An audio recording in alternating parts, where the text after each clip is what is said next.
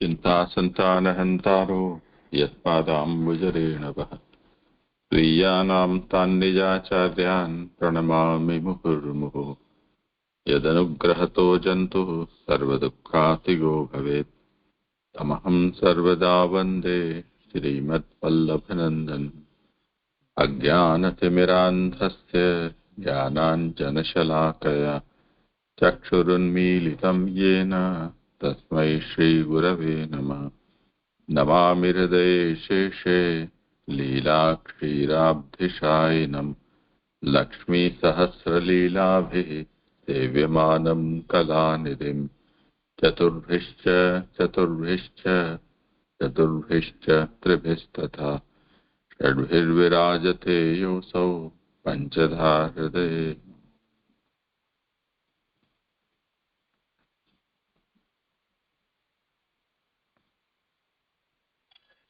આજે દંડવત પ્રણામ. આજે મારો ક્રમ છે, શરૂ કરું છું. ત્યારે તૃતીય સ્કંધ નું અવગાહન ચાલી રહ્યું છે. એના અંતર્ગત આપણે પાંચમું મુક્ત જીવ સૃષ્ટિ પ્રકરણ જે 13 થી 19 અધ્યાયનું છે એમાં આપણે અત્યારે 15મા અધ્યાયમાં આવ્યા છે. એટલે એમાં આ જય વિજયને શાપ થયો એ કથા આવી રહી છે. તો એનો અત્યાર સુધીનો વિષય એવી રીતે થયો કે જ્યારે દીતીએ જાણ્યું કે મારા પુત્રને ભગવાન મારશે તો ડરથી એણે એ ગર્ભને 100 વર્ષ ધારણ કરી રાખ્યું.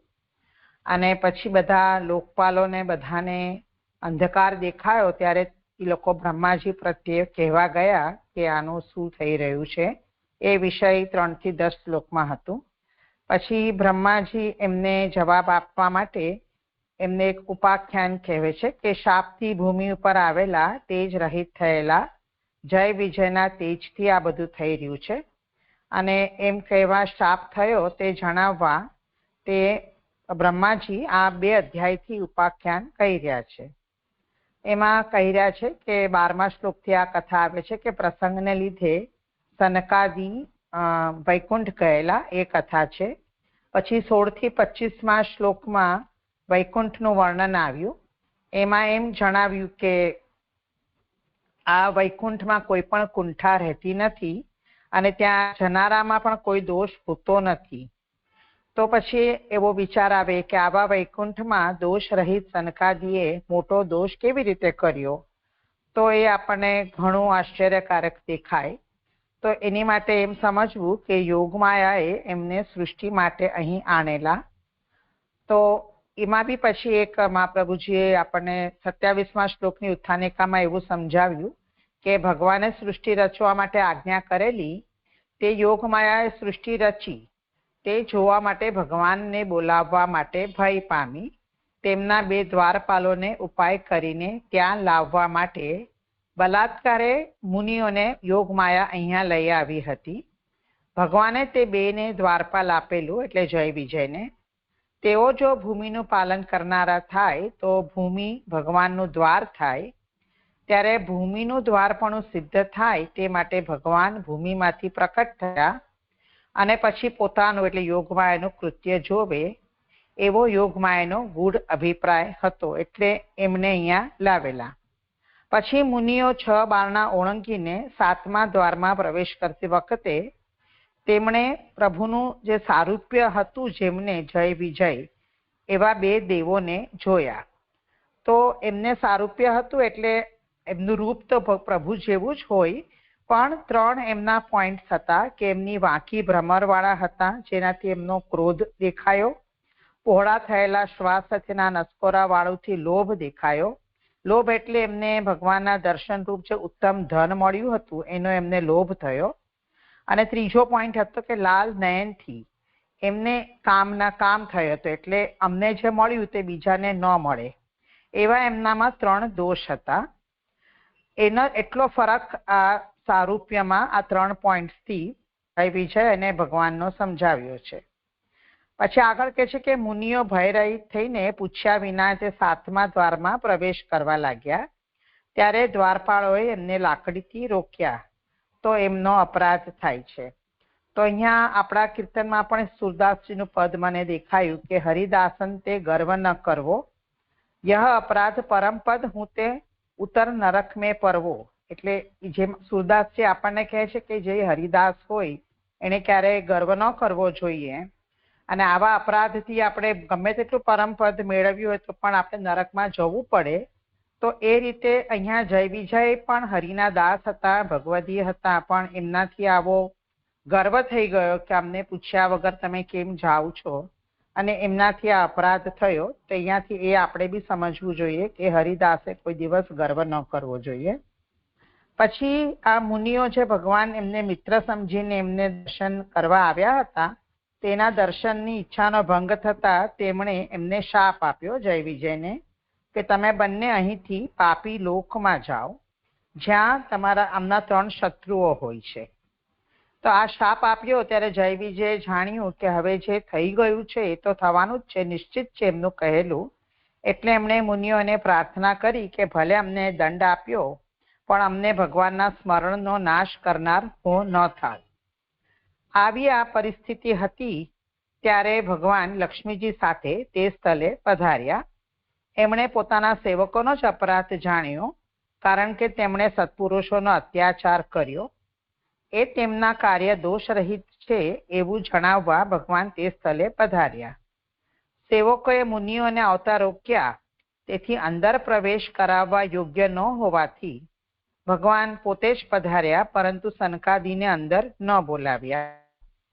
અને સનકાદિને ચરણારવિંદના દર્શન કરવાની એમની ઈચ્છા હતી, જેને કારણે તેઓ અહીંયા આવેલા હતા.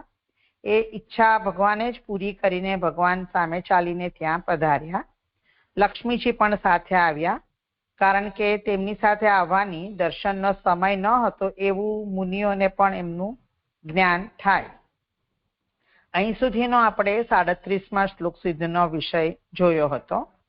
હવે અત્યારે 45મા પાના ઉપર હું આગળ કરી રહી છું. તો મારો 38 અને 39મો શ્લોક છે, પણ 5 શ્લોકથી ભગવાનના પધારવાનું વર્ણન છે, તો 5 શ્લોકનું હું સંગતિ માટે પારાયણ કરું છું. તો પેજ નંબર 46 પર શ્લોકાર્થ છે 38મા શ્લોકનો. પોતાના સેવકોએ જેમને ઉપયોગી પદાર્થો લાવી આપેલ છે, જે પોતાની મુનિઓના સમાધિના ભાગ્યરૂપ છે, અને હંસની કાંતિવાળી 2 ચમરીઓના કલ્યાણકારી વાયુથી ડોલતા શ્વેત છત્રરૂપ ચંદ્રના કિરણો જેવા મોતીરૂપ જલના બિંદુઓ જેમનો સ્પર્શ કરતા હતા, તેવા પધારેલા તેમના તો તેઓએ નયનથી દર્શન કર્યા. 39માં સર્વના ઉપર કૃપા કરવા સુંદર મુખવાળા, ઈચ્છવા યોગ્ય તેજવાળા, સ્નેહવાળી દ્રષ્ટિના અંશથી હૃદયમાં પ્રવેશ કરતા, શ્યામ પહોળા વક્ષસ્થળ ઉપર શોભતી લક્ષ્મીથી સ્વર્ગોના શિરોમણી રૂપ પોતાના સ્થાનને સૌભાગ્યવાળું કરતા હોય તેવા. 40માં પિતાંબર પહેરેલી પહોળા નિતંબવાળી કેડ ઉપર પ્રકાશતા કંદોરાથી અને ભ્રમરોના ગુંજારવાળી વનમાલાથી પોતાના સ્થાનને સૌભાગ્યવાળું કરતા, જે આપણે 38માં જોયું. સુંદર કાંડાઓ ઉપર બાજુબંધવાળા, વિનતાના પુત્રના ખભા ઉપર રાખેલ એક હાથવાળા બીજા હાથથી કમલને ફેરવતા, વીજળીનો તિરસ્કાર કરતા મકરાકારના કુંડલોના આભૂષણોને યોગ્ય ગંડસ્થલ અને ઊંચી નાસિકાવાળા મુખવાળા, મણિમય મુકુટવાળા, હાથરૂપ દંડોના સમૂહની વચ્ચેના ઘણા કિંમતી હારથી અને કંધરા ઉપર રહેલા કૌસ્તુભથી મનને હરતા, અને એવા આ જે દેહમાં લક્ષ્મીનો ગર્વ તેણે મૂકી દીધેલ છે, જે પોતાના ભક્તોએ બુદ્ધિથી કલ્પેલ છે તેવા ઘણી સુંદર રચનાવાળા મારે શંકરને અને તમારે ભજવા યોગ્ય દેહને જોઈને તૃપ્ત ન થયેલી દ્રષ્ટિથી આનંદથી મસ્તકોથી નમસ્કાર કર્યા. એટલે આ 5 શ્લોકનો વિષય મેં પારાયણ કર્યું છે. એટલે જ્યારે ભગવાન ત્યાં પધાર્યા તો સનકાદિને આવા દર્શન થયા, કારણ કે એમાં આગળ આપણે જોયા આવ્યા કે મુનિઓ તો વાંકા વળેલા હતા, પગે લાગેલા હતા એમનો અપરાધ ક્ષમા કરવા માટે. એટલે ભગવાનને આ લોકોએ જોયા, સનકાદિએ એમના દર્શન કર્યા. હવે આજનો વિષય લઉં છું, પેજ નંબર 45 પર કારિકા આવે છે 10મી. એના ઉપર નીચેના શ્લોકથી આરંભી 5 શ્લોકોથી ત્યાં પધારતા ભગવાનનું વર્ણન કરે છે. પહેલા વૈકુંઠનું વર્ણન કર્યું ત્યારે ભગવાનનું વર્ણન કરેલું ન હોવાથી 5 વિદ્યાઓની પ્રવૃત્તિ કરાવનાર તરીકે તેમનું અહીં વર્ણન કરેલું છે. એટલે જે આ ચાલી રહ્યો છે આ બેઉની પરિસ્થિતિ ઝઘડા જેવી, તો ત્યાં ભગવાન પધાર્યા છે ને 5 શ્લોકથી અહીંયા 5 વિદ્યાઓની પ્રવૃત્તિ કરાવે છે એવી રીતે નિરૂપણ છે. એટલે વિદ્યાના 5 પર્વ જે તપ, જ્ઞાન, યોગ, વૈરાગ્ય અને ભક્તિ. તો મને એવું જણાય છે કે અનુક્રમે નથી આવતા, પણ વચ્ચે વચ્ચે છૂટાછવાયા આપણને એ 5 ભક્તિ દેખાય છે. એટલે સનકાદિઓની આ 5 વિદ્યાઓમાં પ્રવૃત્તિ કરાવનાર એવા ભગવાનનું અહીં વર્ણન કર્યું છે. અને પહેલા જ્યારે વૈકુંઠનું વર્ણન જોયું આપણે 17 થી 25 શ્લોકમાં, ત્યારે ભગવાનનું નથી કર્યું. એટલે હવે અહીંયા વર્ણન કર્યું છે તો ભગવાન પધાર્યા તો કેવા ભગવાન છે, એમના કેવી રીતે દર્શન થાય છે, એમનું સ્વરૂપના વર્ણન અહીંયા બતાવે છે. ત્યાં 10મી કારિકા છે. સમાગમ ક્રિયાયુક્તમ સમાગમન હેતુકમ સમાગત્ય સ્થિતમ ચાપી દ્રષ્ટમ નતમ ઇતિ ક્રમઃ. તો 38મા શ્લોકમાં પધારવાની ક્રિયાવાળા, 39માં પધારવાનું પ્રયોજન દર્શાવનાર, 40મા શ્લોકમાં પધારીને રહેલા, 41મા શ્લોકમાં તેમજ દર્શન આપતા, 45માં અને નમન કરાતા ભગવાનનું વર્ણન કરે છે એવો અનુક્રમ છે. એટલે આ કારિકામાં આપણને 5 શ્લોકનો વિષય બતાવ્યો છે. એમાં 38મા શ્લોકમાં પધારવાની ક્રિયાવાળા એ અહીંયા આપણને જોવાનું છે. તે પૈકી નીચેના શ્લોકમાં ત્યાં પધારતા ભગવાનનું વર્ણન કરે છે. તમ તુ આગતમ પ્રતિહૃતોપયિકમ સ્વપુંભીરસ્તે અચક્ષતા અક્ષ વિષયમ સ્વસમાધિ ભાગ્યમ હંસ શ્રિયોર વ્યજનયો શિવવાયુલોલ શુભ્રા અત પત્ર શશિકેસર શિખરાંબુમ અંબુમ. પોતાના સેવકોએ જેમને ઉપયોગી પદાર્થ લાવી આપેલ છે, જે પોતાની એટલે મુનિઓની સમાધિના ભાગ્યરૂપ છે, અને હંસની કાંતિવાળી 2 ચમરીઓના કલ્યાણકારી વાયુથી ડોલતા શ્વેત છત્રરૂપ ચંદ્રના કિરણો જેવા મોતીરૂપ જલના બિંદુઓ જેમનો સ્પર્શ કરતા હતા, તેવા પધારેલા તેમના તો તેઓએ નયનથી દર્શન કર્યા.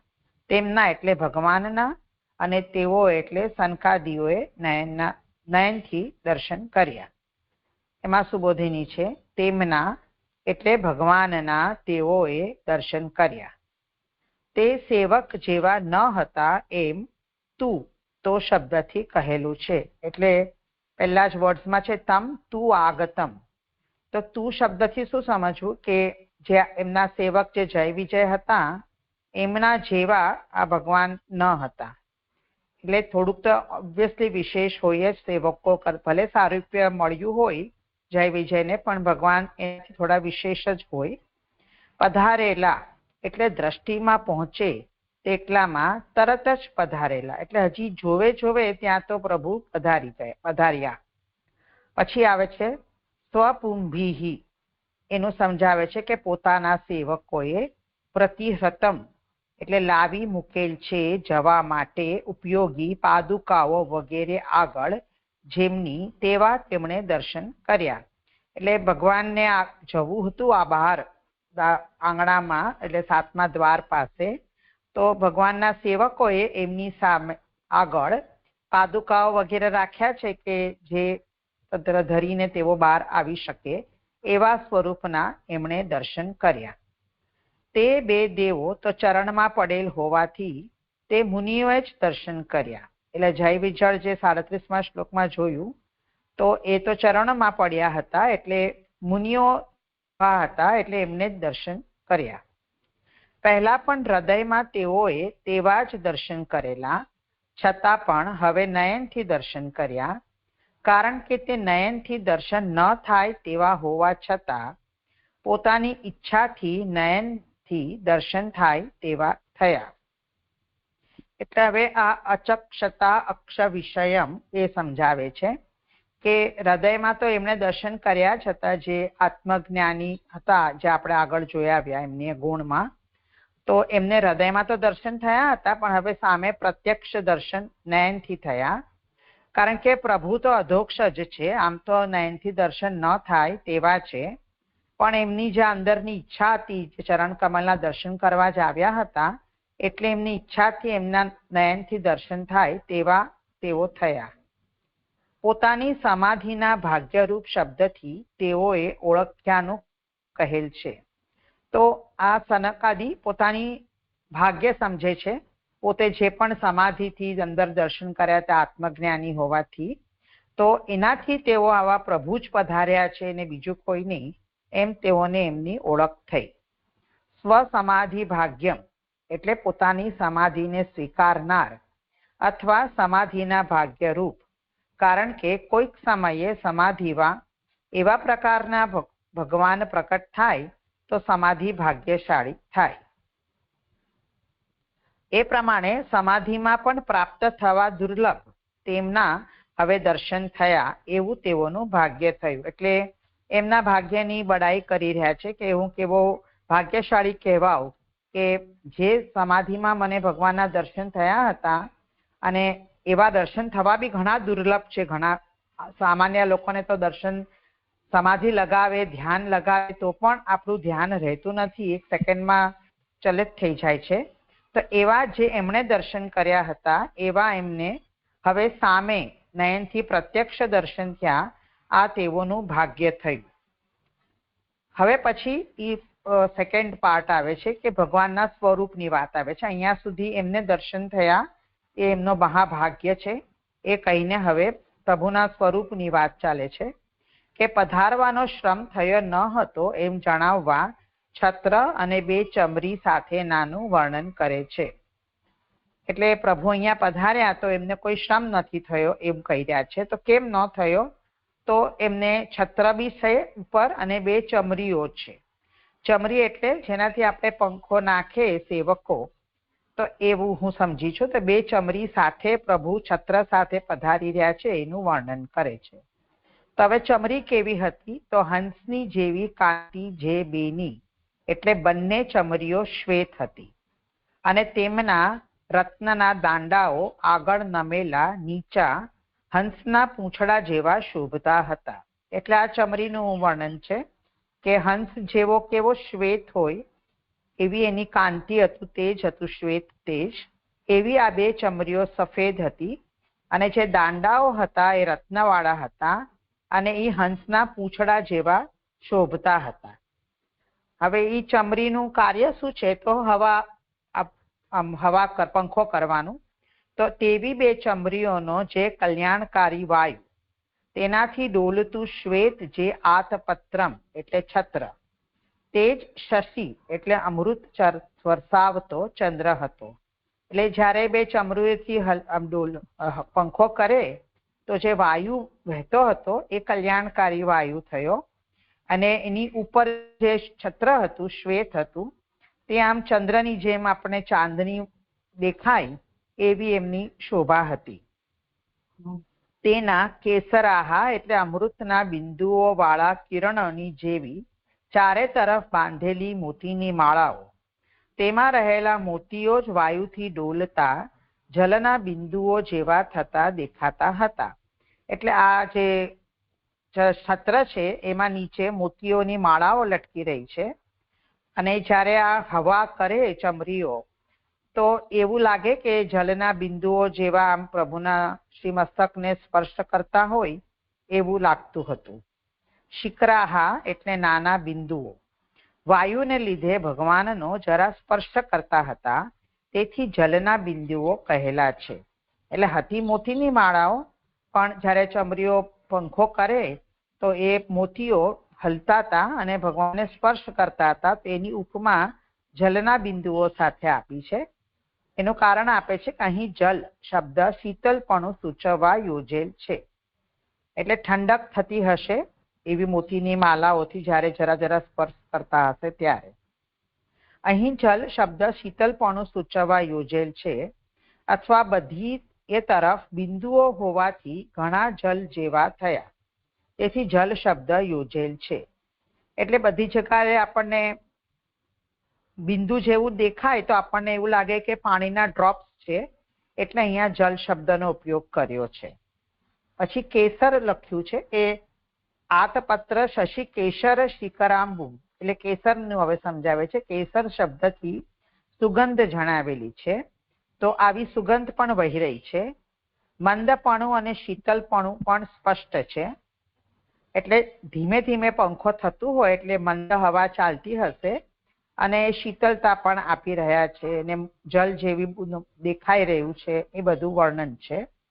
ચંદ્ર હોવાથી તાપ દૂર કરનાર હોવાનું અને જલ હોવાથી તૃષા પણ દૂર કરનાર હોવાનું સિદ્ધ થયું. છત્ર હોવાથી જ છાયા થઈ, એટલે જે ઉપર જ આવ્યું કે છત્ર શ્વેત હતું એટલે ચંદ્ર જેવું હતું, એટલે એનાથી તાપ તો દૂર થાય જ, અને જલના બિંદુઓ જેવું દેખાડીને એમ કે છે કે એમાં પ્રભુને તરસ પણ નહોતી લાગી, તૃષા પણ દૂર થઈ. અને છત્ર હોય એટલે છાયા તો થાય જ, એટલે આ બધું કહીને એમ કહેવા માંગે છે કે એમને પધારવાનો શ્રમ થયો ન હતો. હંસ હોવાથી લીલા કરનારપણું પ્રાપ્ત થયું, તો આ હંસના જેવી કાંતિ હતી. તો હંસ કેમ કહ્યો?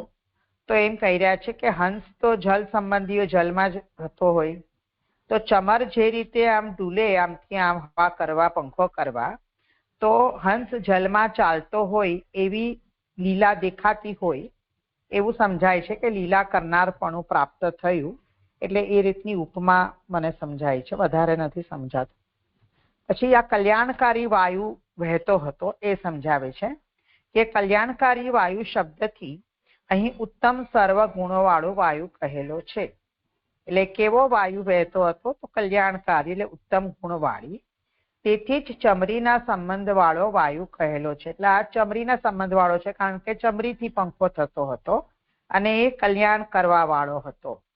તો એમ શું કહેવાનું તાત્પર્ય છે? તો કહે છે કે તેવો ન હોય તો મહાભૂત વાયુ ચમરીઓ હલાવવાથી પ્રકટ થાય અને તે કાલ વગેરેના ગુણવાળો હોવાથી કુદરતથી શીતલ નથી.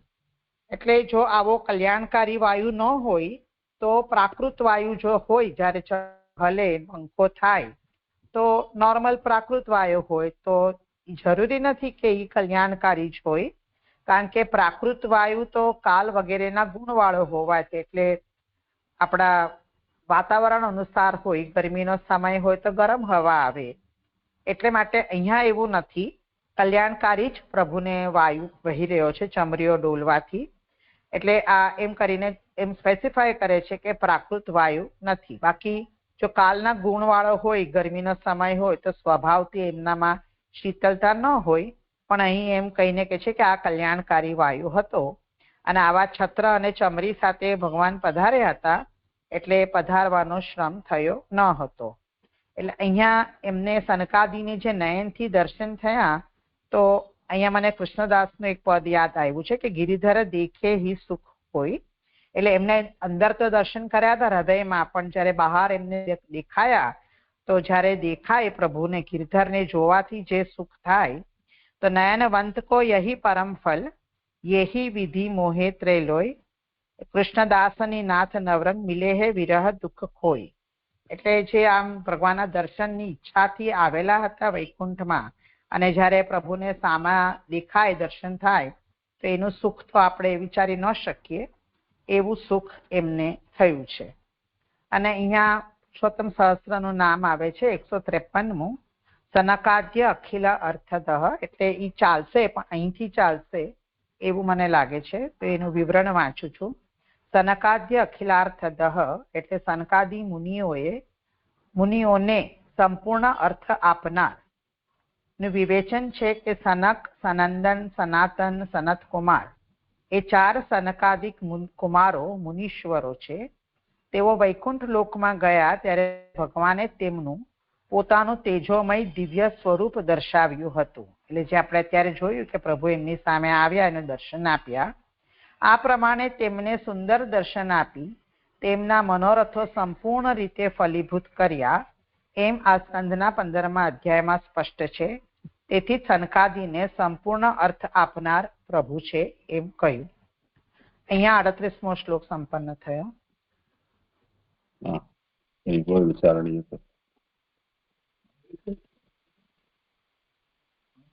ચમક. ઠીક છે, ચાલો ભલે આગળ. અહીંયા જે શરૂઆતમાં આવ્યું કે જે દર્શન માટેની જે વાત આવી હતી જેમને કે પોતાના સેવકોએ લાવી મૂકે છે જવા માટે ઉપયોગી પાદુકા વગેરે. આગળ ત્યાં નયનથી દર્શનની વાત આવી તો એમાં એવું આવ્યું હતું કે પહેલા પણ હૃદયમાં તેઓ છે તેવા જ દર્શન કરેલા, મુનિઓએ જ દર્શન કર્યા એ આવે છે. ત્યાં પછી કે પહેલા પણ હૃદયમાં તેઓએ તેવા જ દર્શન કરેલા છતાં પણ હવે નયનથી દર્શન કર્યા, કારણ કે તે નયનથી દર્શન ન થાય તેવા હોવા છતાં પોતાની ઈચ્છાથી નયનથી દર્શન થાય તેવા થયા. એટલે અહીંયા પહેલા એમણે કર્યા હતા એનું શું તાત્પર્ય છે? કયા સ્વરૂપના કે કેવા?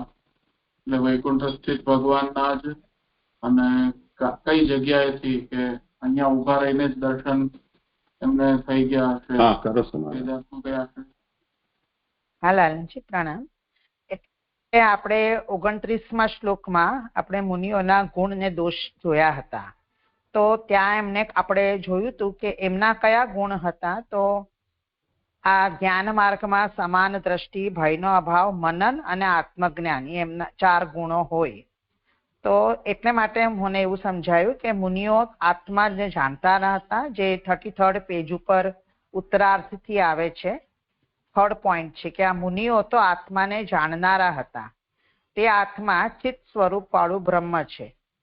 અને પછી તેઓ મનનશીલ હતા, એટલે તેઓ આવી રીતે એનું આ જ કાર્ય હતું. અને આપણે એ જોયું ગયા કે એ લોકોને બાળક જ કયા છે, 5 વર્ષના જ, ભલે એ વૃદ્ધ થયા કુમાર ગણી રહ્યા છે.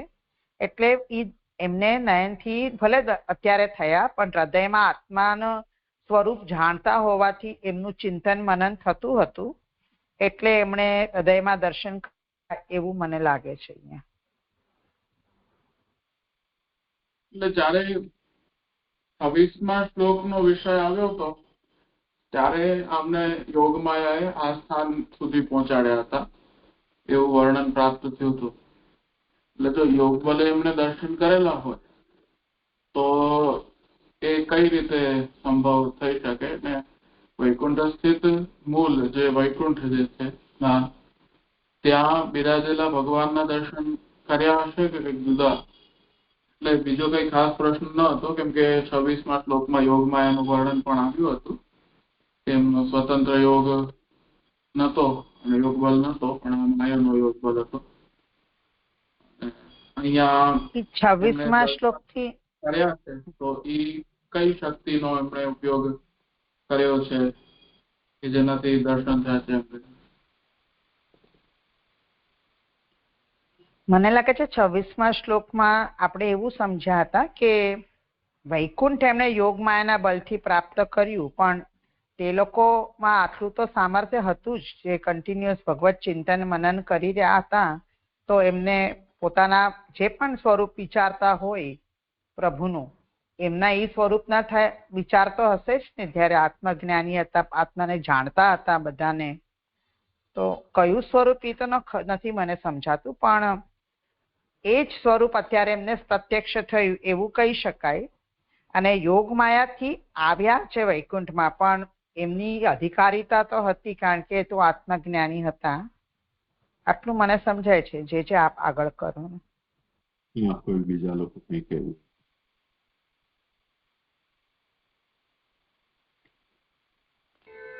હા જી, મને તો છે ને આ પોતાના સેવકો પ્રતિહતમ ત્યાંથી સમજાતું નથી કે ચરણ પાદુકાઓ લાવી મૂકેલી ત્યાં શું કહે છે, અને મુનિઓએ જ એવકાર લગાવ્યો છે, દર્શન કર્યા. આ 2 વાત મને પણ સમજાતી નથી. તમારો પ્રશ્ન હતો સર કે અહીંથી નથી સમજાતું બરોબર કે પોતાના સેવકોએ પ્રતિહતમ લાવી એટલે લાવી મૂકેલા. ત્યાંથી કરીને બીજા અહીં મુનિઓએ જ દર્શન કર્યા. તો બીજું કોઈ વેંકુળમાં ત્યારે ત્યાં હતું પણ એમને દર્શન ન થયા એવું કઈ નીકળી રહ્યું છે, ધ્વનિત થઈ રહ્યું છે કે મુનિઓએ જ દર્શન કર્યા. તો ત્યાં બીજા પણ કોઈ હતા પણ એમને ન કર્યા એવું સમજાય કે શું? આ બે લાઈન નથી સમજાતી. સરદો પ્રણામ. એટલે મુનિઓ એ જ કરી દીધું, પાછળથી તમે જોડાયા છો. વાંધો હા નહીં. હું કહું પાછું મુનિ થઈ જાય પછી બીજું વિચાર કરીએ. આગળ પાછળ ન કરો.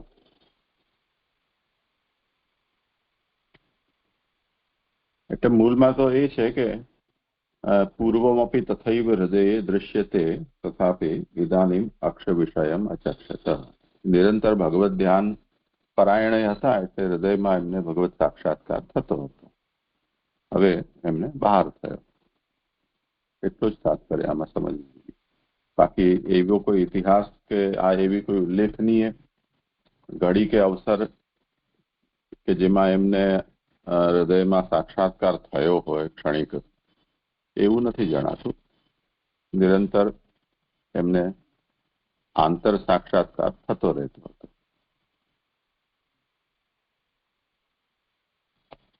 હા, આમનો કરી લો સમાધાન. હા, એટલે માસીએ પૂછ્યું ને મુનિઓ એ જ દર્શન કર્યા, તો એટલે માટે આગળ કહ્યું તે બે દેવો તો ચરણમાં પડેલ હોવાથી. એટલે આ જય વિજય અને સનકાદિએ વચ્ચે વિવાદ ચાલતો હતો અને એમને રોકવામાં આવ્યા અને ત્યાં ભગવાન પધાર્યા. એ 37મા શ્લોકમાં આપણે જોયું. તો કોણે દર્શન કર્યા? તો બે દેવો તો ચરણમાં પડેલા સનકાદિની માફી માંગતા હતા અને આ લોકો ઉભા હતા એટલે એમના સામે પ્રત્યક્ષ થયા. એટલે મુનિઓ એ જ એવકારનો એવું સમજ પડી.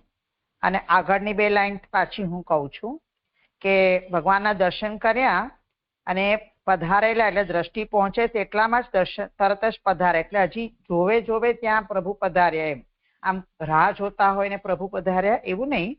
દ્રષ્ટિ પહોંચે એટલામાં તરત જ પધારેલા. અને કેવા દર્શન થયા એમને કે પાદુકા ધારણ કરેલા હોય એવા. એટલે એમના ભગવાનના સેવકોએ એમને જવા માટે પાદુકાઓ વગેરે આગળ રાખી હશે, એ ધરીને પ્રભુ આવ્યા એવા એમને દર્શન થયા. તમારા પ્રશ્નમાં આટલું મને સમજાયું.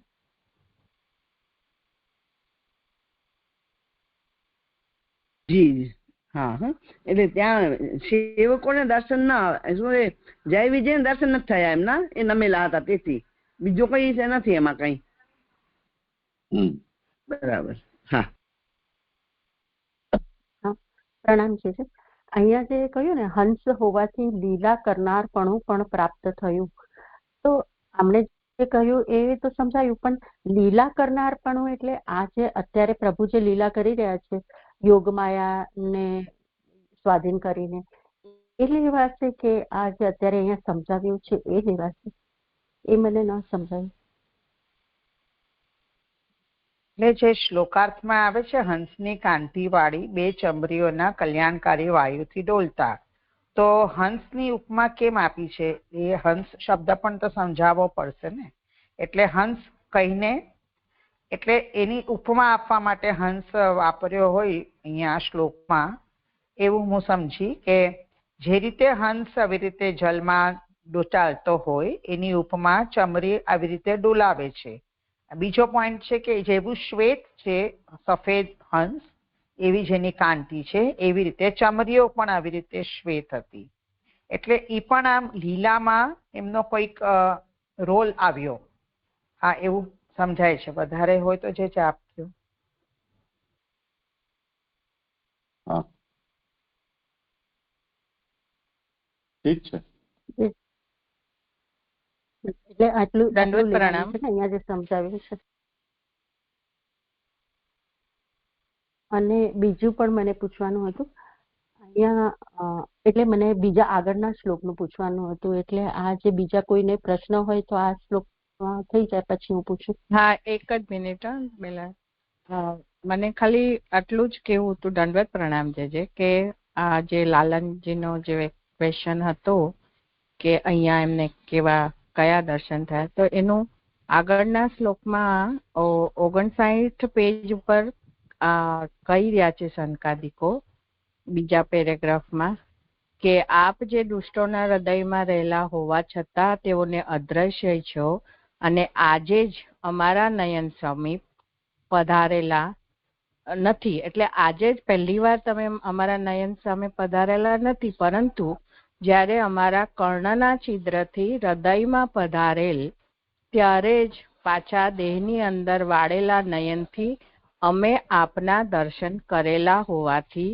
ત્યારે જ અમારા નયનની ત્યારે જ નયનની સમીપ આપ પધારેલા. એટલે ઈ પોતે જે હૃદયમાં બ્રહ્માજીના વર્ણનથી એમના કર્ણના છિદ્રથી જે હૃદયમાં પધારેલા અને અત્યારે જે સાક્ષાત દર્શન કરી રહ્યા છે એ બંને ટેલી કરી રહ્યા છે. એટલે એ કહી રહ્યા છે કે આ પહેલી વાર આપના દર્શન નથી થયા, પણ પહેલા બી કરેલા છીએ અમે. ઈ અહીંયા જોઈન્ટ થતું હોય ને એવું લાગે છે. જે દંડવત પ્રણામ. હા, સુંદર. દંડવત પ્રણામ. જે મને બેલાબેનનો જ પ્રશ્ન હતો, પણ હજુ મને એમાં સંતોષ ના થયો. જે હંસ હોવાથી લીલા કરનાર પણ જે પ્રાપ્ત થયું લખ્યું છે, તો હંસને આપણે જેમ દૂધ અને જલને અલગ કરે એવી રીતના આપણે સમજતા હોય તો એવી રીતના અહીં લઈ શકાશે? બતાવો કેવી રીતે. એ મને નથી ખ્યાલ આવતો જે છે, પણ આ તો હું પૂછી રહી છું. ના, એ મને તો જરાય નથી આવતું. એટલે હંસની ઓલવેઝ આ જ ગુણ લેવા એવું જરૂરી નથી. હંસની આવી રીતે શ્વેત પણ ક્વોલિટી લઈ શકીએ ને આપણે. હંસ જેવી રીતે જલમાં ચાલતો છે એવી રીતે ચમરીઓ ચાલે છે. અહીંયા નિર્સ્થિર વિવેક નો કોઈ સંદર્ભ લાગતો નથી.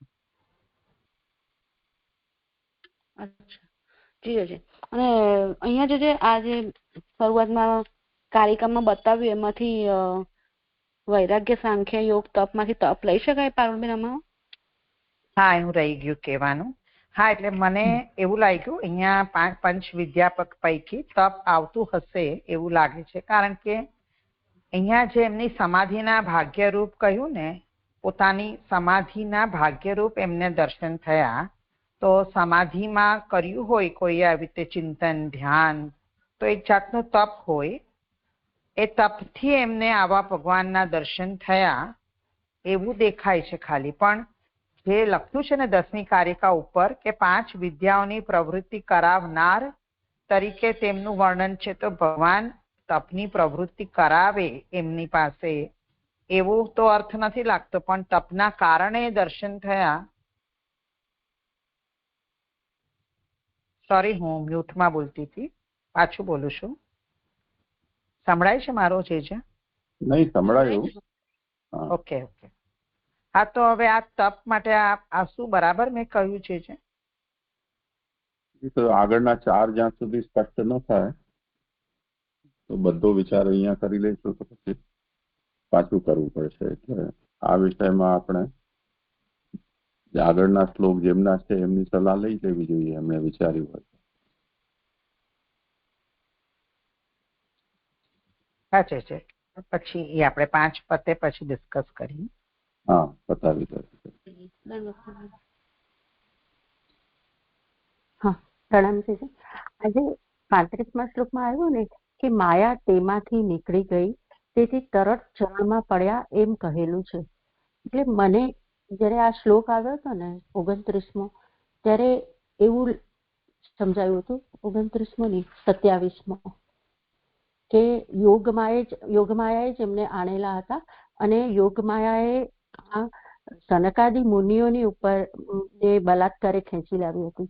પણ અહીંયા જે રીતે લખ્યું છે એ રીતે તો એવું સમજાય છે કે જય વિજયની ઉપર પણ યોગમાયાએ પ્રભાવ પાડેલો. તો એવું સમજવાનું, કારણ કે અહીંયા જે લખ્યું છે ને 27મા શ્લોકની ઉત્થાનિકા જે હમણાં વાંચી પારુલબેને, તો તેમના 2 દ્વારપાલોને ઉપાય કરીને ત્યાં લાવવા માટે બલાત્કારે મુનિઓને લઈ આવી. એટલે આ એક લાઈન નહીં સમજાય એની સાથે કે તેમના 2 દ્વારપાલોને ઉપાય કરીને ત્યાં લાવવા માટે. તો એની સાથે આ જોડાય છે કે દ્વારપાલોને પણ આ યોગમાયાએ આવી રીતે મોહિત કરેલા હતા એવું સમજાય છે.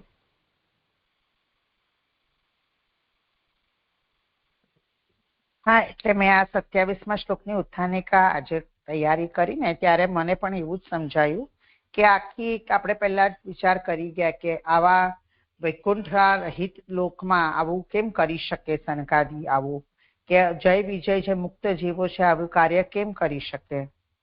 તો આપણે એ સમજાતા કે ભગવદ ઈચ્છાથી જ આ થયું છે ને ભગવદ ઈચ્છાની માટે આ 27મા શ્લોકની ઉત્થાનિકા મને સમજાય કે આ રીતે કરવું હતું કે એનું યોગમાં એનું કૃત્ય જુએ ભગવાન, એવો યોગમાં એનો ગૂઢ અભિપ્રાય હતો. એટલે મુનિઓને પણ એક બાજુથી બલાત્કારે અહીંયા સુધી લઈ આવ્યા, એમનામાંથી બી આવા દોષ થયા, પૂછ્યા વગર તેઓ પ્રવેશ કરી રહ્યા છે અને દ્વારપાલોએ પણ અચાનક જ એમને આમ લાકડીથી રોક્યા. તો આ બધી લીલા પણ સમજાય એવી નથી કે આવું કરી જ ન શકે, બંને જણ પણ કરી રહ્યા છે. તો આપણે એવું સમજ્યું કે ભગવદ ઈચ્છાથી થાય છે અને ભગવદ ઈચ્છા માટે આ યોગ માયાનો બી એક રોલ છે કે એનાથી આ બધું થયું છે. એટલે બંનેમાં એપ્લાય થતું હોય ને એટલે તમે જે પૂછો છો 35મા શ્લોકમાં કે પછી માયા નીકળી ગઈ એટલે એમને એમનું ભૂલ ખબર પડી ગઈ, પશ્ચાતાપ થયો અને તેઓ ચરણોમાં પડ્યા, એવું આ બધું સંગત થતું એવું લાગે છે મને. પણ એમાં એવું ના સમજાય કે આ જો હરિના સેવકો છે અને આ એ લોકો માયાને તરીને જ અહીંયા સુધી પહોંચ્યા છે, તો પછી હજુ પણ માયા એમની ઉપર આવો મોહ કરી શકે? સનકાદીનું તો આપણે જ્ઞાન માર્ગી છે અને આત્મજ્ઞાન વાળા છે, પણ આ તો હરિના સેવકો જ છે. આ વાત તો આપણે મુક્ત જીવ તો આવે જ કેવી રીતે શકે? તો એમ પણ એક આર્ગ્યુમેન્ટ થાય ને, જે જીવ મુક્ત થઈ ગયા છે એને ફરી પાછું સંસારમાં આવવું જ કેમ પડે છે? તો પછી તમે જે પૂછો છો કે આવું કેમ કરી શકે, તો મુક્ત જીવોને પાછું આવવું પણ ન પડે ને સૃષ્ટિમાં. પણ કેમ આવ્યા છે? જે આપણે મુક્ત સર્ગને જયારે ભાગવતાર્થ કર્યો કે મુક્તોનો પણ સર્ગ એક અહીંયા પ્રકરણ છે, તો એની માટે જ છે ને કે ભગવદ ઈચ્છાથી હોય લીલા માટે એમને અવતરવું પડે છે. તો જયારે આ કરવું હોય તો એની ભૂમિકા રૂપ આ બધું યોગમાયા દ્વારા થયું છે, તો એમનો આ 3 જન્મનો થશે, 3 વાર ને એ બધું થશે. આટલું સમજાય છે, વધારે વિશેષ જે છે આપ સમજાવો. આ વિષયની તો ત્યારે જ ચર્ચા થઈ ચૂકી હતી, આપણે એ વાત સ્પષ્ટ કરી દીધી હતી કે આ યોગ માયા છે, આ વ્યામોહિકા માયા નથી. એ તો ત્યારે સમાધાન કરી ચૂક્યા છીએ આપણે. હા ના, એટલે તે વખતે જે હું એવું સમજી હતી કે સનકાદિકને જ મોહ કરેલો, પણ પછી અહીંયા આવ્યું ને ત્યારે એમ થયું કે ના, આ તો બંનેને જ મોહ કર્યો છે. જય વિજય અને સનકાદિક બંને જ મોહિત થઈ ગયા છે. એટલે મોહિતનો કોઈ ઇસ્યુ જ નથી ને, મોહ ક્યાં છે અહીંયા કોઈ પણ જાતનો? એટલે જે યોગમાં જે બલાત્કારે બંનેને લઈ આવ્યા અને બંને પાસે જે કરાવ્યું, આખું એ કઈ મોહ થોડો છે. અને ટાઈમ બે ટાઈમ ઘૂસી જવું, એને રોકવા, એમાં મોહ શું? મોહનો કોઈ પ્રસંગ નથી. જે થયું છે બરોબર જ થયું છે.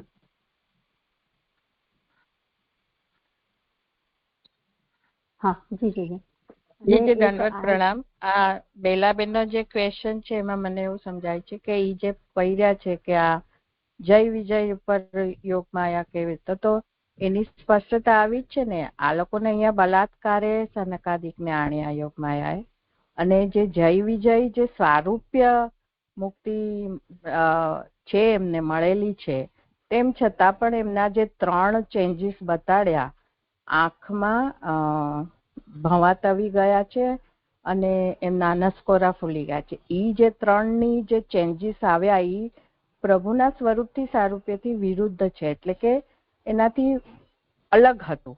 એ જે આ 3 જે છે એ એમને જે થયું છે એમના નોર્મલ નહોતું, પણ અત્યારે યોગમાયાને લીધે લીલા કરાવી છે પ્રભુને, એટલે એ ચેન્જીસ આવ્યું છે. એટલે તમે જેમ કહો છો એમ બંને ઉપર યોગ માયાએ કાર્ય કર્યું જ છે એમ. એ થયું. દંડવત પ્રણામ જજે. હા, અને મને તો આમાં યોગ માયાનું કઈ રોલ હોય એવું જણાતું નથી.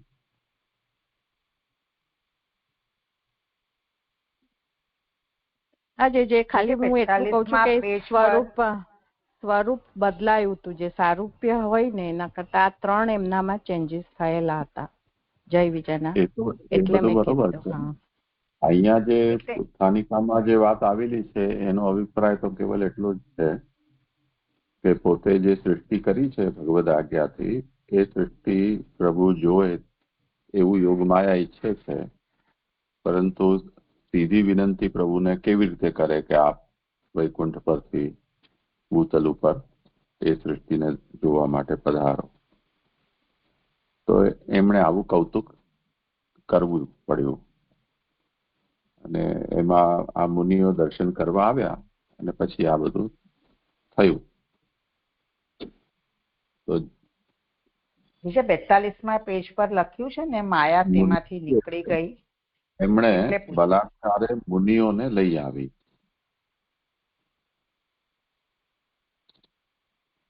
તો માયા જે છે એનું આટલું કાર્ય થયું. બાકીનું જે બધું થયું છે એ નિમિત્તથી નેચરલ કોર્સમાં થયું છે, જે થવું જોઈએ.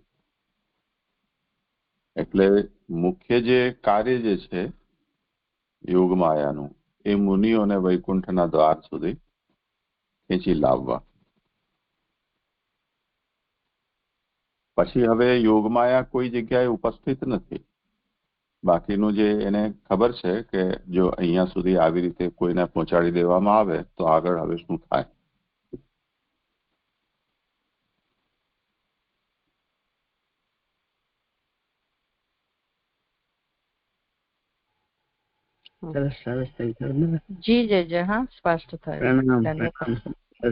ઉત્થાનિકાના અંતમાં આ વાતને સ્પષ્ટતા કરેલી છે કે મુનિઓને લાવીને જે કરવા યોગ્ય હતું તે તેણે કર્યું. જેમ સિંહ દર્શન કરવા કે એવી રીતે લોકો જંગલમાં જતા હોય તો ત્યાં એક મારણ લાવીને એને બાંધીને એમાં સિંહ જે છે એ તો સ્વાભાવિક જ શિકાર કરવા માટે નીકળ્યો હોય, જે રોજ જ નીકળતો હોય છે. મારણ જો હોય ત્યાં તો એને શિકાર કરવા માટે આવે તો સ્પેસિફિક જગ્યાએ આવી જાય. એનાથી દર્શકો છે એમને સિંહ દર્શન થઈ જાય.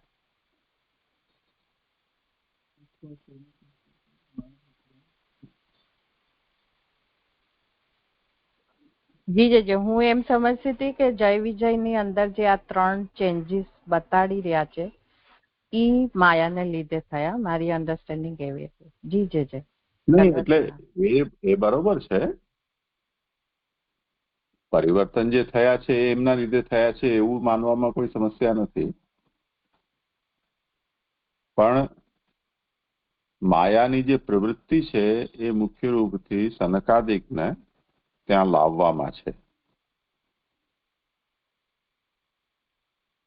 જી પછી તો બધું એક્શન નું રિએક્શન રીતે લેવાનું બધું એક થયું. ઓકે, હા દંડવત. અને બીજું મને એવો પ્રશ્ન હતો, 36મા શ્લોકમાં આ જે સનકાદી છે ને એમને પણ ભગવાન જ કયા છે કે અગુની એટલે પાપીને તમો ભગવાનોએ જે દંડ કર્યો તે ભલે થાવ. તેમ કહેવાનું કારણ એ છે કે જે દંડની અમોએ ભગવાનની અવગણનાને એ જે કહ્યું છે તો ત્યાં સનકાદીને ભગવાન એવું કહેલું છે.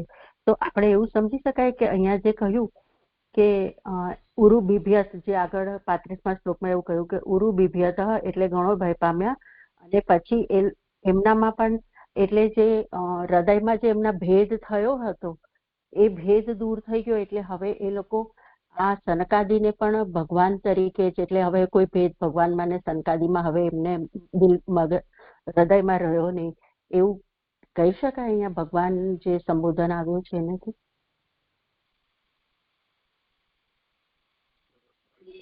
એની માટે તો મને પહેલી ફૂટનોટ બરાબર આન્સર લાગે છે, કારણ કે અહીંયા કહ્યું છે કે ભગવાન શબ્દથી સનક વગેરે મુનિઓ જાણવા, કારણ કે શ્લોકમાં ભગવાનોએ એમ તેમના માટે કહ્યું છે અથવા બ્રાહ્મણો શક્તિવાળા દેવ છે એ વાક્ય પ્રમાણે પણ એમને ભગવાન કહ્યું.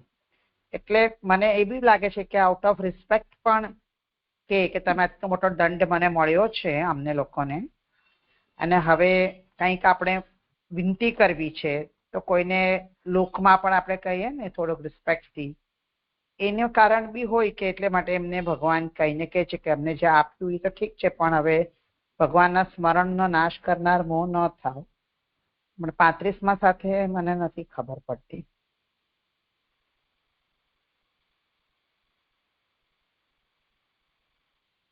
હા, અને આ જે છે ને એ જ શ્લોકમાં એવું લખ્યું છે કે કામ, ક્રોધ અને લોભથી નરક જ પ્રાપ્ત થાય છે, સંસાર થતો નથી.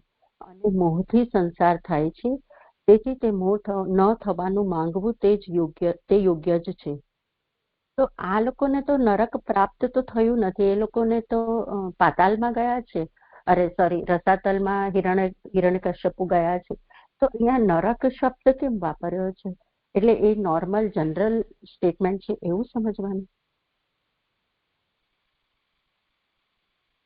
ખુલાસો કરી રહ્યા છે એમણે એવું કેમ માગ્યું કે મોહ ન થાવ, નહીં તો અધપતન થાય તો કોઈ વ્યક્તિ એમ કહે ને કે મહેરબાની કરીને નરકમાં નહીં નાખતા.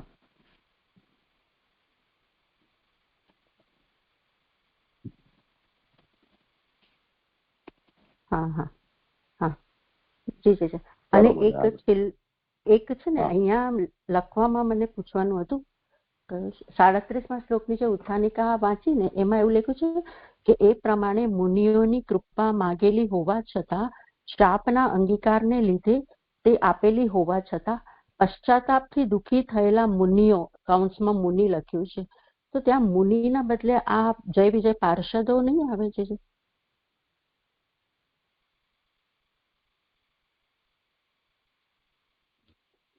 ના, મને તો મુનિ જ લાગે છે કે મુનિઓને પણ તો પશ્ચાતાપ થયો ને કે અમે પણ સમયે ગયા હતા, એટલે મુનિઓની કૃપા માંગી આગળ 36માં ઉપર કે અમને આવી રીતે મોહ ન થાય, શાપના અંગીકારને લીધે તે આપેલી હોવા છતાં, અને એટલે એમણે તો શાપ એક્સેપ્ટ કરી દીધો છે, અંગીકાર કરી લીધો જય વિજયે, અને પશ્ચાતાપથી દુઃખી થયેલા મુનિઓ તે સાક્ષાત ન આપે તે યોગ્ય જ છે. એટલે કદાચ હું નહીં સમજાવી શકું, બીજું આપ કરાવો છે. નહીં, વ્યાકુલા નામ બહુવચન છે એટલે એ જ આવશે, દ્વિવચન હોવું જોઈએ અન્યથા. હા હા હા, જી જી, પ્રણામ જી. કરું આગળ હવે? હા, પાના નંબર 47 પર 39મો શ્લોક. એ પ્રમાણે ત્યાં પધારતા ભગવાનનું વર્ણન કરીને નીચેના શ્લોકમાં તેમને પધારવાના પ્રયોજનનું વર્ણન કરે છે. જે 10મી કારિકામાં આગળ કહ્યું ને એવી રીતે હવે આ શ્લોકમાં જે ભગવાન પધાર્યા છે એનું કારણ શું છે, એનું પ્રયોજનનું વર્ણન કરે છે. કૃત્સન પ્રસાદ સુમુખમ સ્પૃહણીય ધામ સ્નેહાવલોક કલયા હૃદિ સંસ્પૃશંતમ શ્યામે પૃથા ઉર્સી શોભિતયા શ્રિયા સ્વ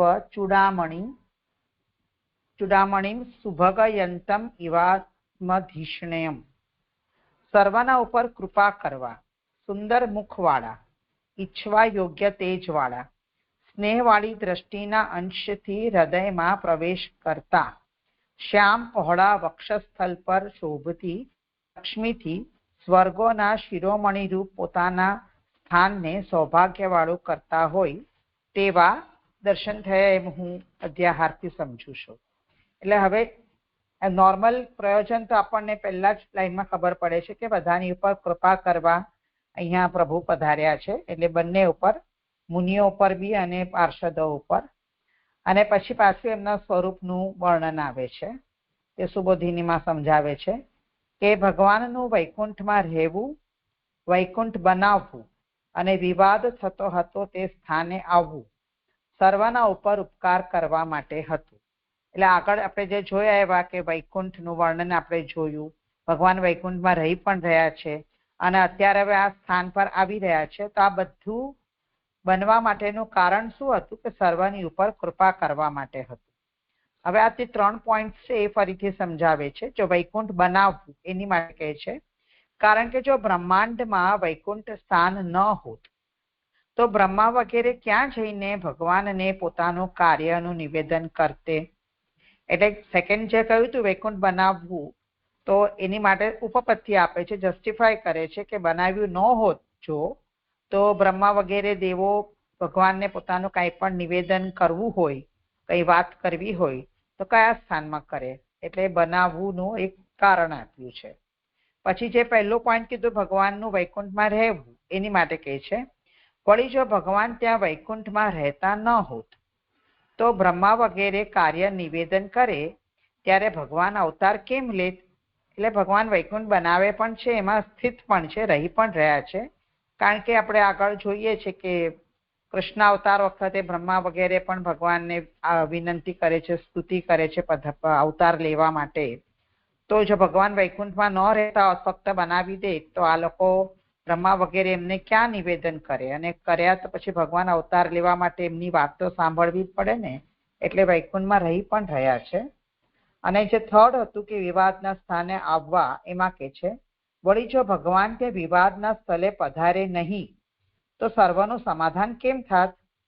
એટલે અહીંયા આ બેવની આર્ગ્યુમેન્ટમાં કે વિવાદમાં સામે ભગવાન ચાલી પધાર્યા છે, તો એની માટે જ કે હવે બંનેનું સમાધાન કરી શકે.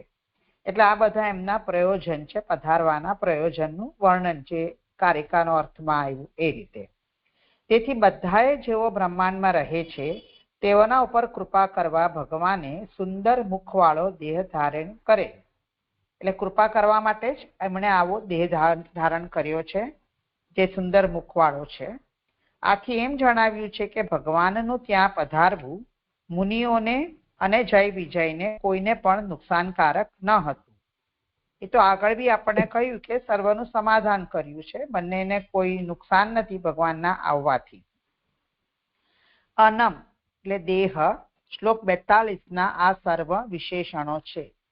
એટલે 42મા શ્લોકમાં 52મા પેજ ઉપર જે ઉત્તરાર્ધમાં કારિકા લખી છે મહ્યમ ભવસ્ય ભવતામ ચ ભજંતમ અંગમ નેમુ નિરીશ્ય, એટલે કેવું સ્વરૂપ છે ભગવાનનું, અંગ કેવું છે, તો આ એમનું સુંદર મુખવાળું અને આ અનમ જે દેહ, એટલે આ બધા કનેક્ટેડ છે 5 શ્લોક. આવા ભગવાનના એમણે દર્શન કર્યા કે એમણે નમસ્કાર કર્યા, તો એ અંગ છે પ્રભુનું, એના હવે આ બધા વિશેષણો બતાવી રહ્યા છે કે સુંદર મુખ ધારણ કરેલું હતું.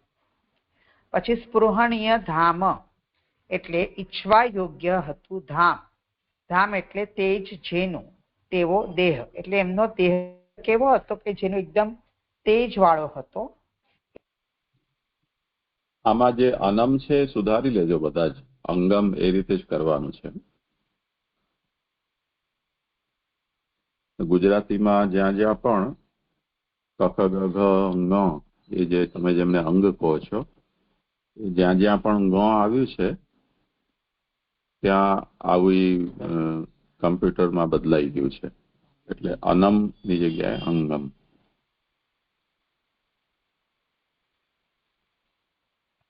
હાજી, એટલે જે 42મા શ્લોકમાં અંગમ આવ્યું હતું એ અંગમના આ બધા પ્રભુના અંગના એટલે દેહના આ બધા વિશેષણ છે. પછી સમજાવે છે સ્પૃહણીય ધામ એટલે ઈચ્છવા યોગ્ય હતું ધામ, એટલે તેજ જેનું તેવો દેહ, એટલે પ્રભુનો દેહનું તેજ એકદમ જોરદાર હતું. આપણે જેની આમ વિચાર કરી ન શકીએ, ઈચ્છીએ એવું એમના તેજ હતું.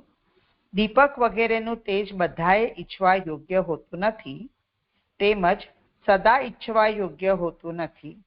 આ તો આનંદરૂપ હોવાથી ઈચ્છવા યોગ્ય છે. એટલે આ જે પ્રભુના દેહનું તેજ છે એની તુલના નોર્મલ તેજ સાથે કરી રહ્યા છે કે નોર્મલ જે દીપક હોય જેનું તેજ આવે આપણને, એ બધાએ ઈચ્છવા યોગ્ય નથી હોતું અને હંમેશા પણ નથી ઈચ્છવા યોગ્ય હોતું. એનું કારણ હું નથી સમજી શકી કે કેમ કે છે સદા ઈચ્છવા યોગ્ય નથી હોતું, પણ આ જે પ્રભુના ધામ દેહનું જે તેજ છે એ આનંદ સ્વરૂપ છે, એટલે એ તો બધાને સુખકારી હોય, ઈચ્છવા યોગ્ય જ છે. જે સ્પૃહણીય ધામ, એ ધામ એટલે તેજ અર્થ કર્યો છે. એ શબ્દથી એમ જણાવ્યું છે કે તે પોતાની કાંતિથી જ આનંદ ઉત્પન્ન કરતો હતો. એટલે પ્રભુના દેહમાંથી જે તેજ નીકળી રહી હતી, જેનું આભા ઓરા એ આપણે જે આમ બહાર પ્રસિદ્ધ રહ્યું હતું, એનાથી આનંદ ઉત્પન્ન કરતો હતો. આથી એમ કહેલું છે કે પરિણામના વિચાર વિના પણ સર્વના ઉપર કૃપા કરનાર હતો. એટલે આમના કહેવાનું તાત્પર્ય એ છે કે પ્રભુના દેહના તેજ એવી હતી કે જેનાથી બધાની ઉપર કૃપા કરે છે, અનુગ્રહ કરે છે, એવો એ તેજ હતો. પછી સ્નેહાવલોક કલ્યા એ વાતથી કહે છે કે વળી સ્નેહવાળી દ્રષ્ટિના અંશથી હૃદયમાં પ્રવેશ કરનાર હતો. એટલે આ જે તેજ છે એ હૃદયમાં પ્રવેશ કરનાર હતો પ્રભુના સ્નેહવાળી દ્રષ્ટિથી. એ સમજાવે છે કે કેટલાક સમય પછી ફલ આપવાનું તો દૂર રહ્યું, હમણાં જ સ્નેહવાળી જે દ્રષ્ટિ કરે છે તે દ્રષ્ટિના હૃદયમાં ચિંતન કરેલા એક અંશથી પણ ભગવાન હૃદયમાં પ્રવેશ કરે છે, અથવા તેના અંશ સાથે હૃદયમાં સારી રીતે પ્રવેશ કરતો દેહ હતો. એટલે જે આ દેહ હતો જેની તેજ આટલું બધું હતું અને સ્નેહવાળી દ્રષ્ટિથી એ હૃદયમાં પ્રભુ પ્રવેશ કરે છે, એનો વન પાર્ટથી પણ એ જે પ્રભુની દ્રષ્ટિ હોય સ્નેહવાળા દ્રષ્ટિ એનાથી હૃદયમાં ભગવાન પ્રવેશ કરે છે, અથવા વન પાર્ટ સાથે બી હૃદયમાં પ્રવેશ કરતો હોય એવો ભગવાનનો દેહ હતો. આથી સર્વના હૃદયના તાપને દૂર કરવાનું અને જ્ઞાન ઉત્પન્ન કરવાનું સૂચવેલું છે. એટલે આ જે એમનું તેજ શરીર દેહ છે જે તેજવાળું છે તેનું પ્રયોજન શું છે કે બધાના હૃદયના એક તો તાપ દૂર કરે અને સાથે સાથે જ્ઞાન પણ ઉત્પન્ન કરનારું સૂચવેલું છે. એટલે ખાલી અહીંયા જ્ઞાન શબ્દ ઉત્પન્ન કરવાથી મને અહીંયા જે 5 વિદ્યા પૈકી જ્ઞાન વિદ્યાનું લાગી રહ્યું છે, વધારે નથી ખબર. એ પ્રમાણે 3 ક્ષણોથી એમ કહેલું છે કે ભગવાનનો દેહ કાર્યથી, બહારથી અને અંદરથી સુખ આપનારો છે. એટલે એક તો થયું એનું સુંદર મુખ, પછી થયું સ્પૃહણીય ધામ અને સ્નેહાવલોક કયા. તો આ 3 વિશેષણથી એમ કહી રહ્યા છે કે આવો ભગવાનનો દેહ કાર્યથી, બહારથી અને અંદરથી બધાને સુખ આપનારો છે. આ પ્રમાણે માત્ર દેહના જ ગુણો કહીને આભરણનો ઉપયોગ ઉત્તરાર્થથી કહે છે. હું પહેલી ફૂટનોટ જે અંગ શબ્દ ઉપર આઈ થિંક હતી એ વાંચી લઉં છું, ભૂલી ગઈ. પહેલી ફૂટનોટ વાંચું છું કે અંગ શબ્દના સંસ્પૃશંતમ વગેરે નર જાતિના વિશેષણો અનિયમિત રીતે મૂકેલા છે, અથવા પ્રેમ વગેરે શબ્દોની પેઠે અંગ શબ્દ નર જાતિનો અને નપુંસક લિંગનો છે એમ જાણવું. એ બહુ સમજ નથી પડતી, અંગના જ વિશેષણ છે એટલું જ સમજ પડે છે. અને અહીંયા કહ્યું કે હવે આભરણનો ઉપયોગ ઉત્તરાર્થથી આવી રહ્યો છે, એમાં સેકન્ડ ફૂટનોટ છે કે આભરણોનો ઉપયોગ એટલે આભરણો દેખાડવાનું પ્રયોજન. વિનિયોગ વગેરે શબ્દો આગળ છે તેનો પણ અર્થ એવો જ અર્થ જાણવું. એટલે અત્યારે આપણને આભરણની વાત હવે કરશે કે શ્યામ પહોળા વક્ષસ્થળ પર શોભતા ને બધું, તો એ કેમ કહી રહ્યા છે? તો આભરણોનો ઉપયોગ કે આભરણો કેમ ધારણ કર્યા છે એની પાછળ પણ કંઈક પ્રયોજન છે એ સમજાવે છે. હવે એ વિષય નવો ચાલુ થાય છે કે શ્યામ રંગના પહોળા વક્ષસ્થળ ઉપર કસોટી ઉપર સુવર્ણની લીટી પેઠે શ્રી વત્સ ઉપર જે લક્ષ્મી તેના વડે સ્વર્ગોના ચૂડામણી રૂપ વૈકુંઠને સુભગયંતમ એટલે સૌભાગ્યવાળું કરતો દેહ હતો. એટલે એમના પ્રભુના વક્ષસ્થળ ઉપર જે શ્યામ રંગના છે પહોળા વક્ષસ્થળ પર છે શ્રીવત્સની ઉપર લક્ષ્મીજી હતું એવું એમને સૌભાગ્યવાળું કરતો દેહ હતો. અને જ્યાં કસોટી ઉપર સુવર્ણની લીટી પેઠે એટલે જ્યારે આપણે સોનાને ચેક કરવું હોય તો એક કસોટીના પથ્થર ઉપર એક આમ લાઈન કરીને સોની ચેક કરતો હોય કે સોનુંની પ્યોરિટી કેટલી છે. તો એ એક્ઝામ્પલથી એમ કહે છે કે વક્ષસ્થળ પર શ્રીવત્સ નામનું એક આભરણ હતું, એક જ્યોમેટ્રિકલ પેટર્નનું એક આભરણ છે એવું આપણે લાસ્ટ ટાઈમ કહ્યું હતું. એના ઉપર લક્ષ્મીજી રહે છે. તો એના વડે સ્વર્ગોના ચૂડામણી રૂપ જે વૈકુંઠ છે, જે સ્વર્ગમાં વૈકુંઠ છે, એને સૌભાગ્ય વાળું કરતો પ્રભુનો દેહ હતો. પછી આવે છે આત્મધીષ્ણયમ એટલે પોતાને રહેવાનું સ્થાન.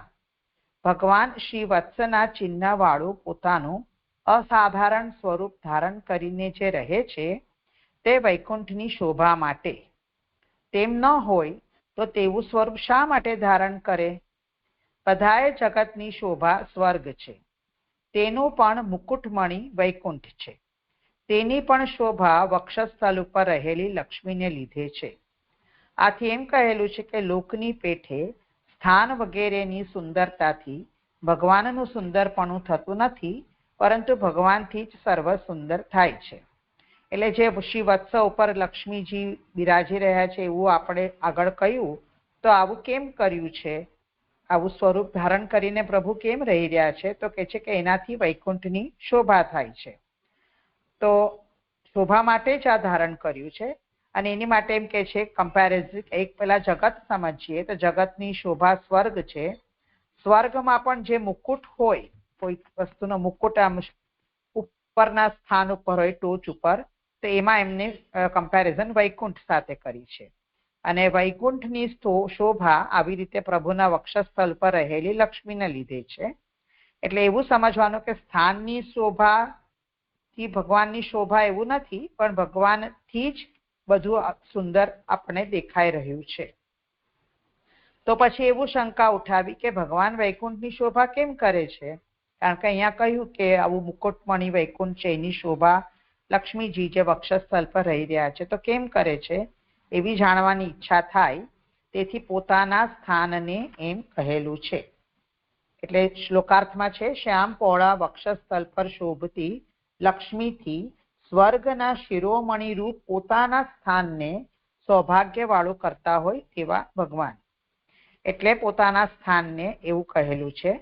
ઈવ એટલે સૌભાગ્યવાળું કરતો તેવો, એવા શબ્દથી એમ સૂચવ્યું છે કે વક્ષસ્થળ પર લક્ષ્મી રાખવાનું આટલું જ પ્રયોજન નથી, પરંતુ બીજું પણ પ્રયોજન છે. એટલે આપણે આગળ જોયું કે શોભા થાય છે, તો ફક્ત શોભા રાખવા માટે જ કાંઈ વક્ષસ્થળ પર લક્ષ્મીજી નથી રાખ્યા, પણ બીજું પણ પ્રયોજન છે. એ સમજાવે છે કે લક્ષ્મી વિના જરાએ શોભા થતી નથી અને તે ચંચલ છે. તેથી તે પોતાના આનંદરૂપ હોવાથી તે રમણ કરે તે માટે શૃંગારના સ્વરૂપવાળા શ્યામ આલિંગન માટે યોગ્ય પહોળા વક્ષસ્થળને તેનું આસન બનાવેલું છે, કારણ કે હૃદય ઉપર રહેવાથી સર્વને સુખ થાય છે. એટલે પ્રભુના રમણ માટે લક્ષ્મીજીને અહીંયા ધારણ કર્યા છે વક્ષસ્થળ પર. લક્ષ્મી વગર તો પ્રભુ એમ શોભાયમાન શ્રી કૃષ્ણ આપણે જે કહીએ છીએ એવી રીતે હું સમજી. અને લક્ષ્મીજી ઘણી ચંચલ છે, એટલે આ રમણ આનંદરૂપ રમણ થાય એની માટે આ જે શૃંગારાત્મક સ્થાન છે પ્રભુનું વક્ષસ્થળ, એમાં લક્ષ્મીજીને તેનું આસન બનાવેલું છે, કારણ કે હૃદય પર રહેવાથી બધાને સુખ થાય છે. બધું એ ભગવાનના હૃદયમાં રહેલું હોવાથી ત્યાં લક્ષ્મી રાખીને બધાઓને સુખ પણ કરે છે. એટલે આગળ કહ્યું કે બધાને સુખ થાય, તો કેવી રીતે? કારણ કે બધું હૃદયમાં રહ્યું છે ભગવાનના, અને ત્યાં જો લક્ષ્મીજીને રાખે તો બધાને સુખ પણ કરે છે. આ પણ માત્ર વચન છે. વાસ્તવિક રીતે તો બ્રહ્માંડમાં ભગવદ રૂપ આનંદ પ્રકટ થયેલો રહે છે, તેનાથી સર્વને સુખ કરેલ છે એમ કહેલ છે. એટલે આ તો ફક્ત એક કહેવાની વાત છે કે હૃદય પર રાખવાથી બધાને સુખ થાય. એકચ્યુઅલ કારણ વાસ્તવિક રીતે તો એમ કહ્યું કે બ્રહ્માંડમાં આપણે જેમ સચ્ચિદાનંદાત્મક ભગવાન છે, તો આ બ્રહ્માંડમાં તો ભગવદ રૂપ આનંદ પ્રકટ રહેલો જ હોય છે, અને એ ભગવદ રૂપ આનંદથી બધાને સુખ થાય છે. પણ એક લૌકિક દ્રષ્ટિએ કહેવાની વાતને કારણે એમ કહ્યું છે કે ભગવાને વક્ષસ્થળ પર હૃદય ઉપર લક્ષ્મીને રાખી છે, હૃદયમાં બધા જ રહી રહ્યા છે, તો બધાને સુખ થાય. એવું એક સાદો અર્થ અને એક તાત્પર્યાર્થ દેખાડ્યો એવું મને સમજાયું. એ પ્રમાણે શ્રીવત્સ ધારણ કરવાનું પ્રયોજન કહ્યું. એટલે શ્રીવત્સ છે એક આભૂષણ, એની ઉપર લક્ષ્મીજીને બિરાજી રહ્યા છે. તો આવા શ્રીવત્સ ધારણ કેમ કર્યું છે? તો આ લક્ષ્મીજીને એની ઉપર બિરાજમાન કર્યા, એવી રીતે અહીંયા એમના આભૂષણને પણ ધારણ કરવાનું પ્રયોજન કર્યું. એટલે પહેલા પધારવાનું પ્રયોજન કર્યું કે બધાને સુખ આપવા, અને અહીંયા પર્ટિક્યુલરલી મુનિ અને જય વિજય બંનેનું સમાધાન થઈ જાય, બંને માટે નુકસાનકારક પણ ન હતું. દર્શન થાય સનકાદીને એ પ્રયોજન થાય, અને પછી જે આભૂષણ ધારણ કર્યા છે એમનું પણ પ્રયોજન સમજાવ્યું. અહીંયા શ્લોક સંપન્ન થયો. કઈ કોઈ વિચાર નહીં.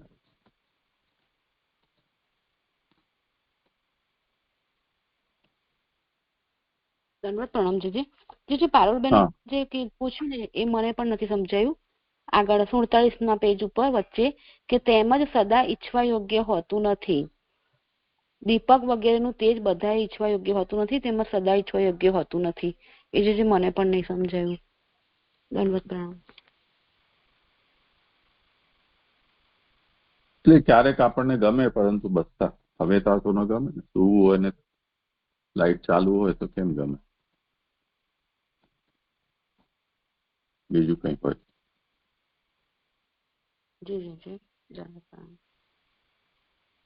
કરો ભલે. મારા શ્લોક સંપન્ન થયા. દંડવત પ્રણામ. નિરૂપણ જે આવ્યું પાછળ ત્યાં છેલ્લી 3-4 પંક્તિ જે આવે છે, બધું ભગવાનના હૃદયમાં રહેલું હોવાથી ત્યાં લક્ષ્મી રાખીને ત્યાં આ બ્રેકેટમાં છે કે ત્યાં લક્ષ્મી રાખી બધાઓને સુખ પણ કરે છે. આ પણ માત્ર વચન છે. આ વાત ન સમજે. આ પણ માત્ર વચન છે એ ન સમજાયું. વાસ્તવિક રીતે તો બ્રહ્માંડમાં ભગવત આનંદ પ્રકટ થયેલો રહે છે. અહીંયા બ્રહ્માંડમાં પ્રકટ જે આનંદ છે એ અહીંયા એનાથી અહીંયા શું કહેવા માંગે છે?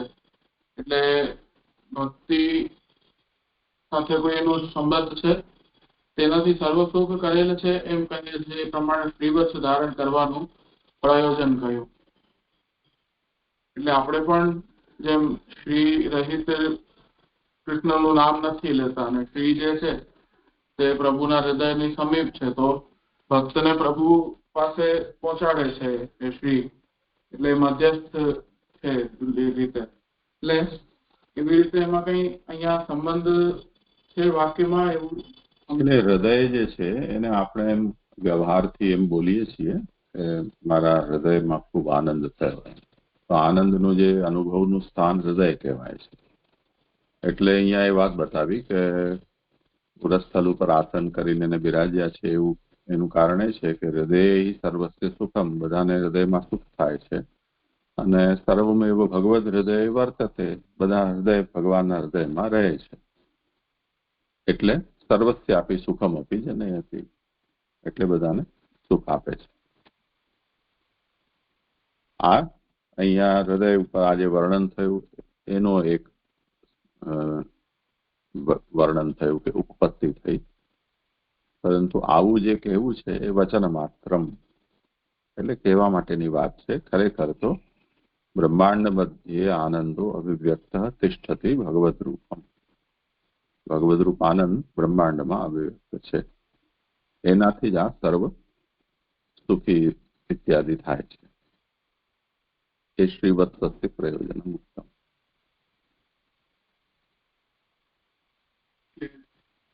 જે હમ સુખી કે જે પણ પોતાની અનુભવ લૌકિક જે પણ પ્રકારનો વ્યક્તિ હોય કે આવ લૌકિક સુખ પણ માન લો કોઈકને થયું છે, તો એનું કારણરૂપ આ બતાવ્યું એવું સમજવાનું કે તેથી જુદું એમ.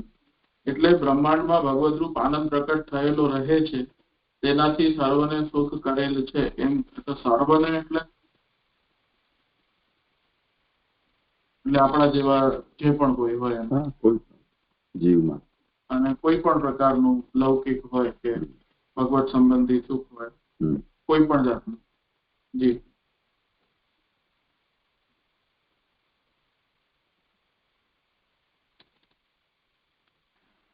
આ શબ્દમાં પ્રણામ.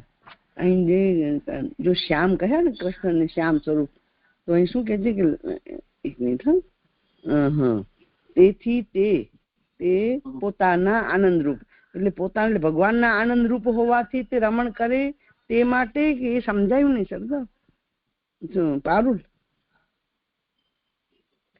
હા, એટલે લક્ષ્મીજી, એટલે પાછું વાંચું છું કે લક્ષ્મીજીને કેમ રાખ્યું વક્ષસ્થલ પર, એનું બીજું પણ પ્રયોજન છે. લક્ષ્મી વિના જરાય શોભા થતી નથી. તો આપણે સમજીએ છીએ પ્રભુની શોભા છે, શ્રી છે અને ચંચલ છે, તો એને કોઈ સ્થાન આપવું પડશે, નહીતર એ તો ચંચલ છે.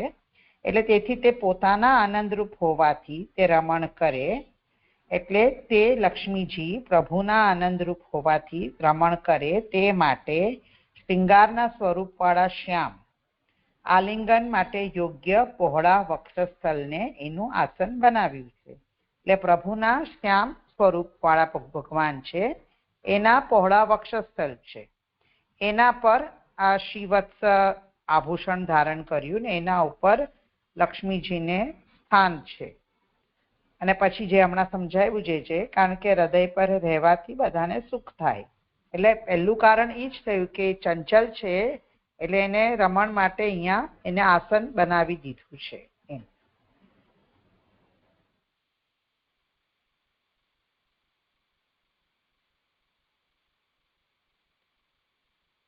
હા, હજી પાડું ને જરાક આગળ જા. તે માટે રમણ કરે તે માટે શ્રૃંગારના સ્વરૂપ વાળા શ્યામ આલિંગન માટે યોગ્ય પહોળા વક્ષસ્થળને તેનું આસન બનાવેલું છે. એટલે એ રમણ કરે એના માટે આ શ્રૃંગારના સ્વરૂપ વાળા એટલે રમણાત્મક એવું સમજવાનું, રમણાત્મક હૃદય એવું સમજવાનું. શ્યામ શબ્દનો અર્થ કરી રહ્યા છે. જી હા હા સરદાર. એ ભગવાનનું શ્યામ વક્ષસ્થળ છે, એના ઉપર લક્ષ્મીજી શોભી રહ્યા છે. એમણે પોતાનું એ સ્થાનને પોતાનું સૌભાગ્યવાળું સ્થાન માન્યું છે.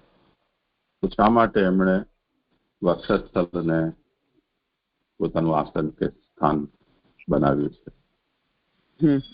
એ છે કે એ શૃંગાર રૂપ છે અને આલિંગન યોગ્ય છે, એટલે વક્ષસ્થળને બનાવ્યું. જી પ્રણામ. દંડવત પ્રણામ દીદી. અહીંયા પારુલ તે જે કીધું કે અને તે ચંચલ છે, બરાબર, લક્ષ્મીજી, તેથી તે પોતાના, તો તે પોતાના પ્રભુનું કહ્યું કે લક્ષ્મીજી આવશે, તે મને લાગે છે પ્રભુના આનંદ નહીં. એટલે તે એટલે લક્ષ્મી પોતાના આનંદરૂપ હોવાથી, એટલે ભગવાનના આનંદરૂપ હોવાથી તે એટલે લક્ષ્મી રમણ કરે તે માટે આવા પહોળા વક્ષસ્થળને તેનું આસન બનાવેલું છે. હું એ જ કહું છું કે તે પોતાના એટલે લક્ષ્મીજી જ નહીં આવે એમ કહું છું, પોતે જ પોતાના આનંદરૂપ હોવાથી. કારણ કે પ્રભુના શું કામ રહે? તો પછી ચંચળ છે એટલે એને સ્થાન આપવું પડશે, એટલે એને અહીંયા એનું આસન બનાવ્યું છે. એટલે તે પોતાના, એટલે હું એવું સમજે છે કે લક્ષ્મીજી જ પોતાના આનંદરૂપ હોવાથી તે ચંચલના કારણનું આખે છે કે તે પોતાના જ એવું સમજાય છે. પછી પોતે જ આનંદ હોય તો એ શું કામ અહીંયા સ્થાન પર બિરાજે? પ્રભુ સાથે રમણ માટેનો જ આનંદની વાત છે. હા, તો મને તો એવું લાગે છે તે એટલે લક્ષ્મી પોતાના આનંદરૂપ હોવાથી, એટલે ભગવાન આનંદ સ્વરૂપ છે, એટલે માટે આવી રીતે એને આસન બનાવ્યું છે. કે જે આપની ભૂલ તો સુધારી દો. એટલે અહીંયા એને સીધું સરળ કરી દો, તેના આનંદ. ખરેખર તો અહીંયા મૂળમાં તસ્યાહ રમણાર્થમ, તેના રમણ માટે. તેના એટલે કોના? પ્રભુના કે લક્ષ્મીજીના? તો લક્ષ્મીજીને રમણ કરવું છે ને, એવું થશે. ચંચલ છે એટલે સ્થાન આપ્યું, એવું થશે ને. હા,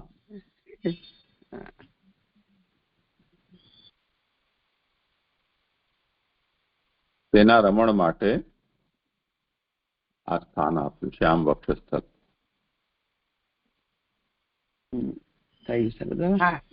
ભૂલ હતી. તેથી લક્ષ્મીજી આનંદરૂપ હોવાથી રમણ માટે. જી જય જય દંડવત.